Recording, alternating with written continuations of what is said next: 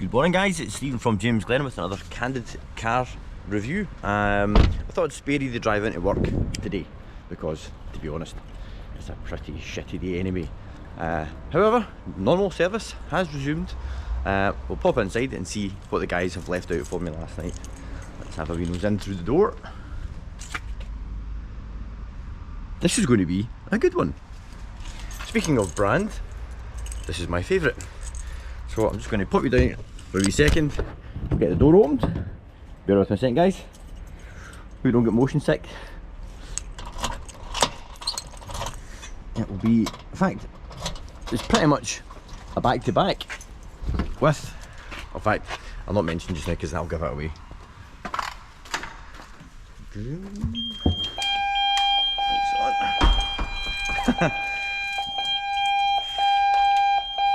Are we ready?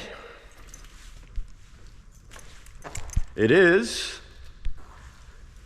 a Porsche Boxster in 981, but this one is a manual, and I have just driven into work in a PDK, so I can give a fairly fresh comparison test to what it's like to drive a 981 manual and a 981 PDK all within literally 10 minutes of each other.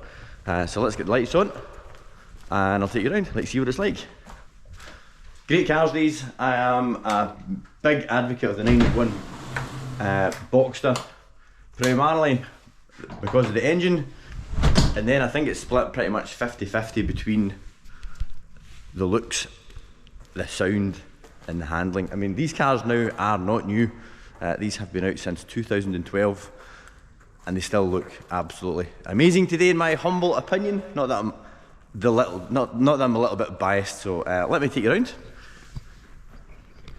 so you can see what we're going to be driving just very shortly. This is the Guards red car on 19-inch wheels. The smaller wheel, which would hopefully, in fact not hopefully, it will help soak up our lovely less than perfect roads that we have in the UK. Body coloured roll hoops just on the top. The manual gearbox, just a standard seat in this car with Bose. But spec aside guys, just is that not a pretty car? 20,000 miles, we have sold this car 3 times now.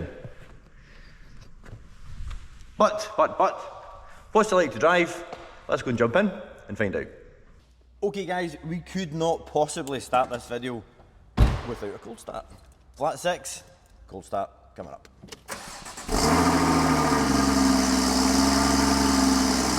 Now this car doesn't have Porsche sports exhaust, although the local Porsche dealer can fit them for about £1,500, including the button itself. But it doesn't have sound bad without it.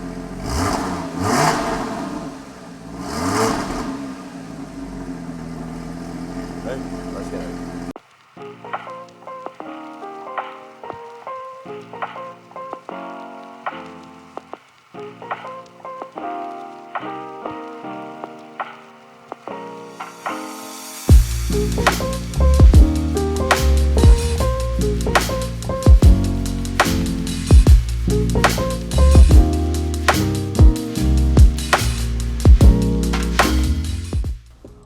Let's address the elephant in the room.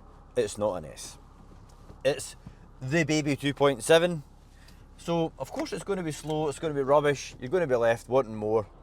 But is that really the case? Let's find out. Is it slow?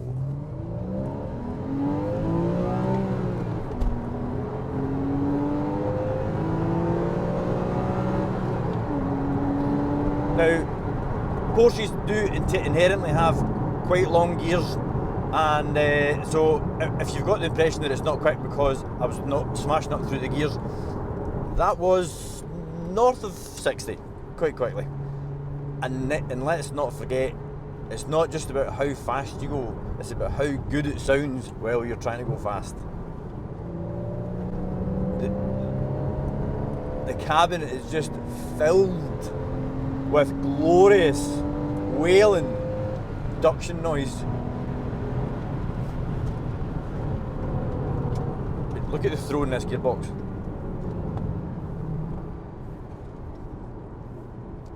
not only is it short, it is extremely satisfying as well.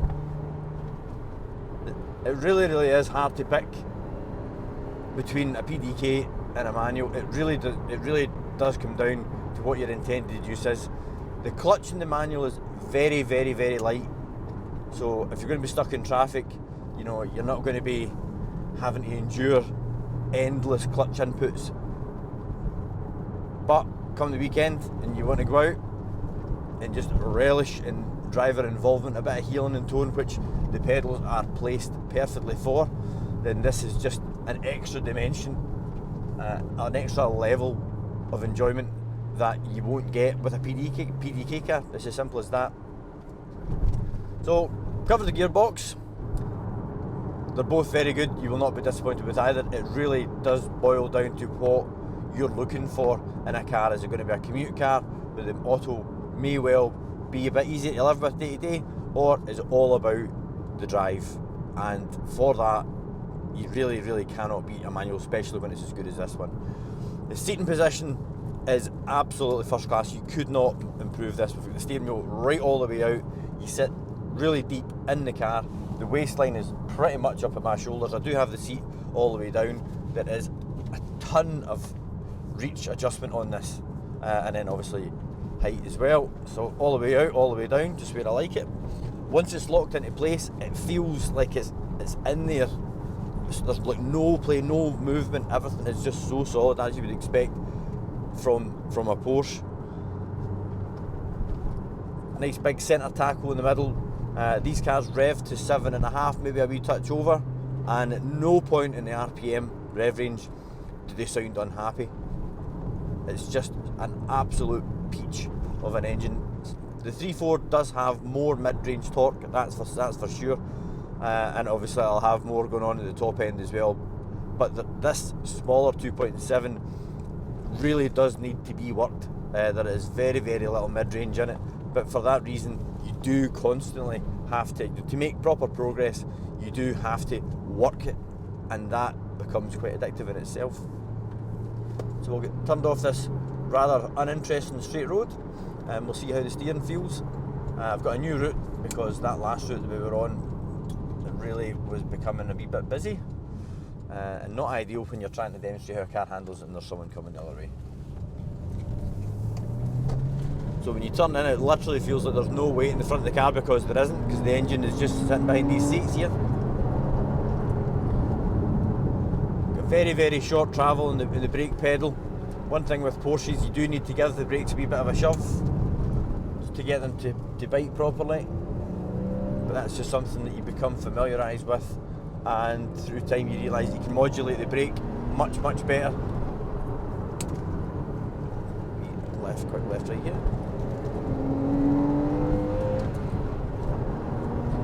I don't think there's any other car in this price range that I've driven that rides our rubbish B roads like a 981 Boxster. They are unbelievably compliant, yet when you turn in there's like no slack in any of the suspension whatsoever. Normally when you've got this level of connectedness at the front end, when you've got this level of directness, it then means that the car's harsh over the rougher sections of tarmac, and this car's even better still because it's on a 19-inch wheel with a bigger sidewall. It just flows. I mean, if you're taking a car up the A93 up towards Braemar, just as you come out of Belair Gowrie, the road really starts to get properly lumpy, and I was up that road just at the weekend in the 981 that I drive myself, and literally I could enjoy every single mile of it. Not needing to worry about grounding out, not needing to worry about bouncing all over the place. The suspension just works and breathes with the road. The way the engine reacts to every throttle input, especially when you're doing a wee bit of heeling and towing, it feels like it's got such a light flywheel. It feels like there's hardly any mass in the engine at all. You've got nice, rapid responses from the engine each and every single time you just can hear the throttle. When you're doing a wee downshift, it's great. It's really satisfying.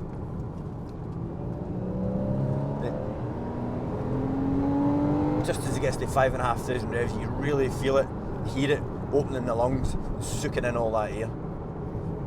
Unfortunately, we have got the roof up today because we have been blessed with Scotland's favourite weather. But with the roof up, it'll give you a chance to hear that engine.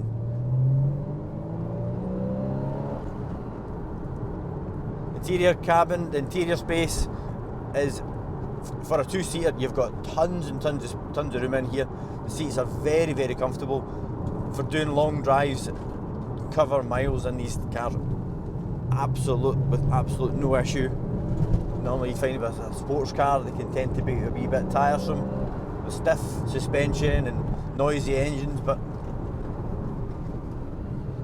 it's a car that you can take on a long European drive without any issues. And you've got two boots as well, one in the front, one in the back, engine in the middle. With the engine in the middle, you get fantastic balance. This is not a car that's going to bite.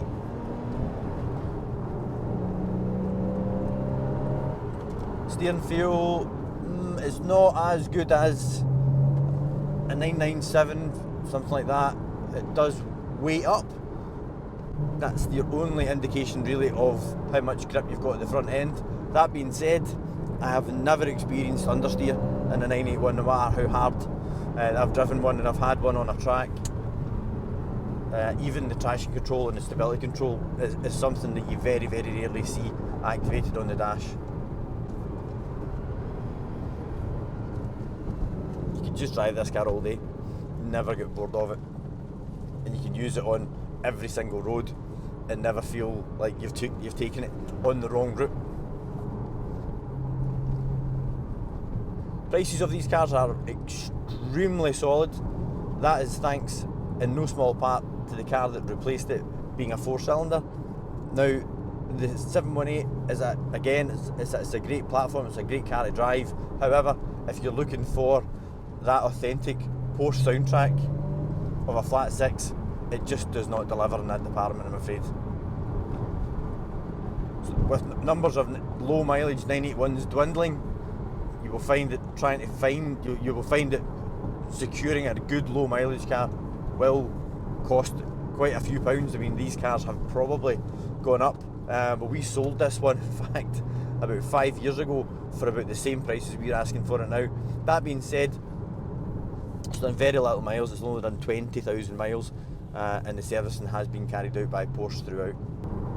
Porsche have always made a lovely manual gearbox, and this is no exception. The action is nice and short and slick, nice and direct. The clutch is nice and light. It's a gearbox that does make you just want to needlessly shift up and down through the box.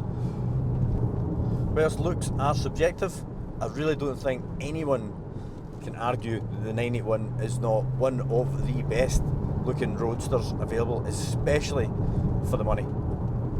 They have aged over the last 10 years, not one bit. Put it next to the car that replaced it, still looks absolutely fantastic. Thanks for joining me in this week's video, guys. As you can probably tell, I'm a bit of a fan. I think the 981 represents amazing value for money. I think future values of them are going to be absolutely solid. But take the financial aspect out of the equation and you're left with just a phenomenal package. Looks great, sounds great, rides absolutely amazing. Whether you go for the manual or whether you go for a PDK, you're not going to be disappointed with either. What I would say is do not get hung up too much on spec. It's got to have chrono, it's got to have Porsche Active Stability Management. I fell into that trap myself, and I couldn't find that one, and in the end I ended up buying none.